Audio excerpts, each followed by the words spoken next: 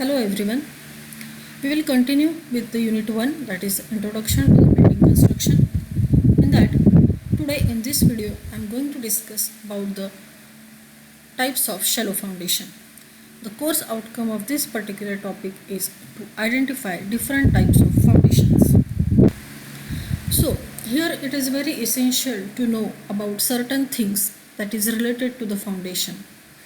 So why we are going to provide the foundation in a building? As discussed previously, the foundation comes under one of the very essential part of the structure. It is defined as that part of the structure which transfers the load from the superstructure as well as the weight over a larger area of a soil in such a way that that load should not exceed the ultimate bearing capacity of the soil and the settlement of the whole structure remains within a tolerable limit. So here it is a very essential when we are providing the foundation. The load consideration is very important thing, and the type of the soil over which the foundation is going to be situated, that must be considered, as the bearing capacity of the soil is one of the very essential criteria while selecting a particular type of the foundation. So the foundation, as well as it takes the load, as well it distributes that load over the entire area of the land or the ground. So the solid ground over which the base of the foundation will rest is known as a foundation bed, and this foundation bed must be always a rigid and a hard stone or a hard bed. So here it is given why foundation is provided. So one by one we will see. So the objectives behind the foundation that is provided for the building is, first, to distribute the weight of the structure over the larger area of the soil. So this is very important, that the foundation should take the load as well as it should distribute the load over the larger area of the soil. Then it should avoid the unequal settlement of the building. Third one, it prevents the lateral movement of the structure. So why this lateral movement of the structure causes? When there is a earthquake occurs, there will be a lateral movement of a structure, as well as due to the wind load, the lateral movement of the structure occurs. So the foundation will help here to prevent this movement of the structure. So while considering all these points, we can say that foundation increases the overall structural stability, and that is a very essential in a building. So here now there are various types of the footings. So on which criteria this type of the footings are depend. So as we know, there are the different types of the soils, and there are, as the soil type vary, the bearing capacity of the soil is also vary. When we called it as a different types of the soil, we called it as a, some soil is a granular soil, some soil is a loose soil, another soil is a black cotton soil, which is normally found in India, for which the foundation is to be provided, and some type of a gravel mixture soil is available. So if we test the bearing capacity of this soil, they are having various for each type of the soil. Some soil is having a good bearing capacity, some soil is having a very poor bearing capacity. So it is very essential to check the bearing capacity of the soil and then decide the type of the foundation. So the depending on the soil profile, size, as well as the load of the structure is one of the very essential criteria for selection of the types of the footing. As we know, the various loads coming on a structure. So what are those loads? That load is a dead load of the entire structure, then a live load of the structure that comes on a structure, and the wind load, earthquake load. All the load must be considered while designing or while deciding the type of the footing, and the combination of that load is considered, and according to that the engineer will choose the different types of the. So these factors are briefly noted here. In that one, First one is the importance of the building is very important thing that must be considered. Then life of the structure. Third one is a load from the superstructure. The type of the construction material to be used. Then water table level. Then type of adjoining structure, soil condition and location of the building. So these are 8 points under which, or these points must be studied very briefly for selection of the particular type of the foundation, as all this matters. So here we will see what are the different types of the foundation. So the foundations are broadly classified into 2 types. First one is a shallow foundation and second one is a deep foundation. In shallow foundation there are some subcategories. First one is a isolated footing, wall footing, combined footing, strap footing and the raft footing. Under the deep foundation there are 3 sub types. First one is a pile foundation, second is a pier foundation and third one is a well foundation, or it is caisson. So what is meant by shallow and the deep foundation?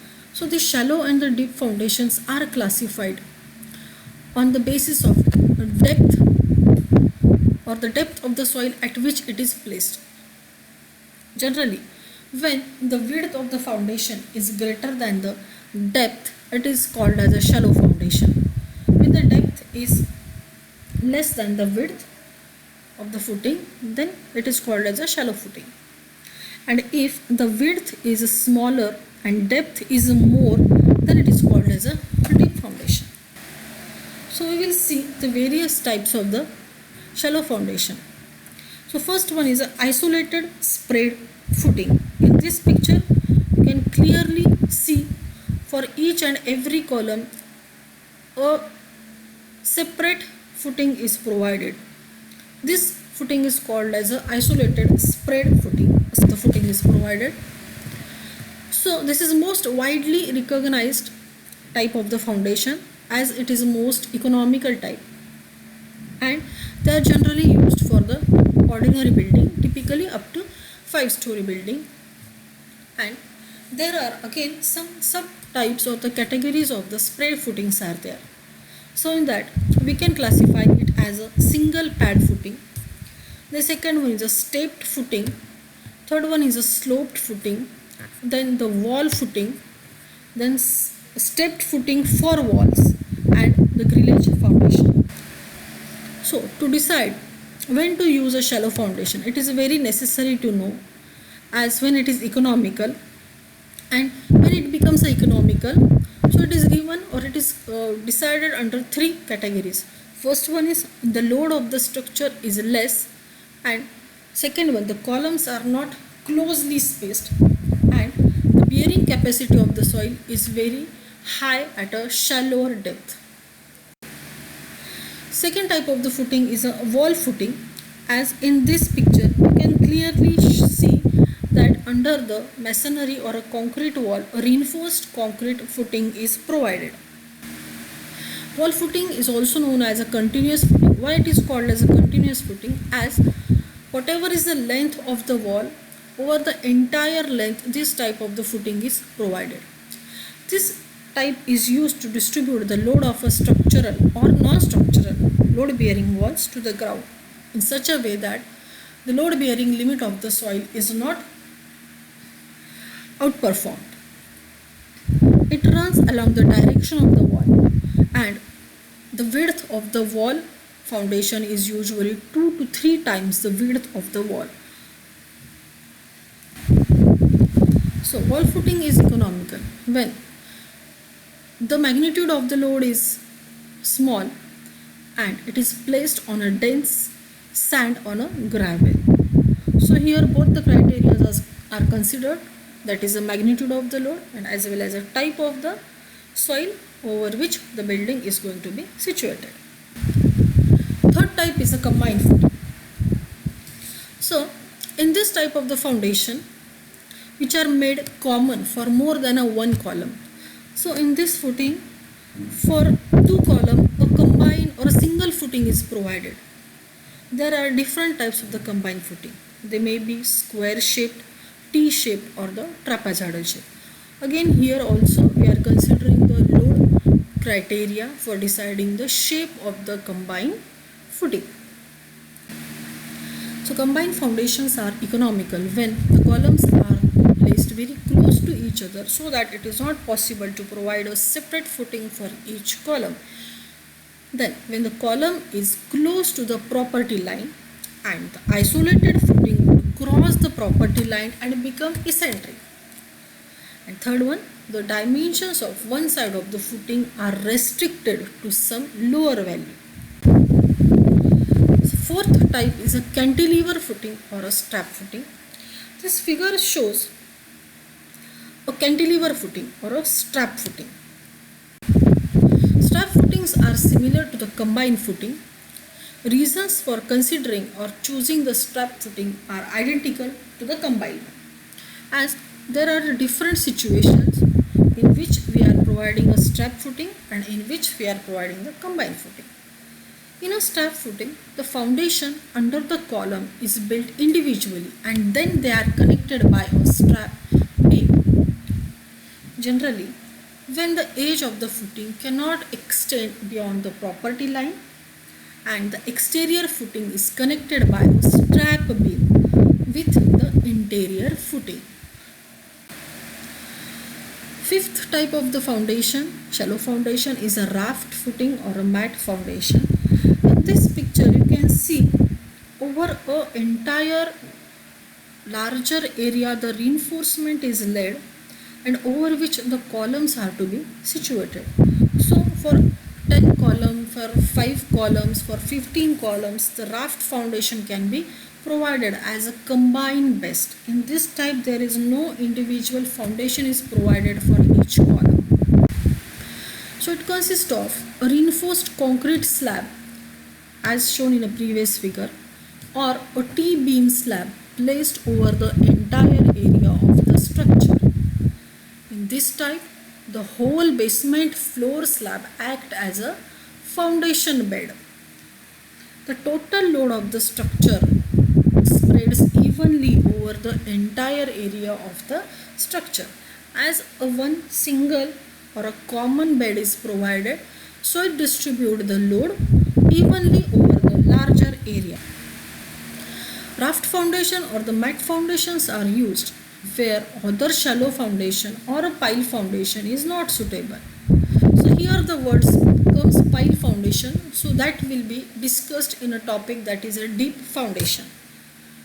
It is also recommended in a situation where the bearing capacity of the soil is inadequate and the load of the structure is to be distributed over the larger area and that structure is subjected to continuous shocks or a jerk. Here I will quote one example in where the raft foundations are provided. Generally for the lifts, the raft foundation are provided as it is subjected to the continuous shocks and the jerk. So it will distribute the load evenly without disturbing the stability of the structure. Now these foundations are economical. So when they are economical, first one, the soil is weak and the load has to spread over the larger area. Then the structure includes a basement part of the structure.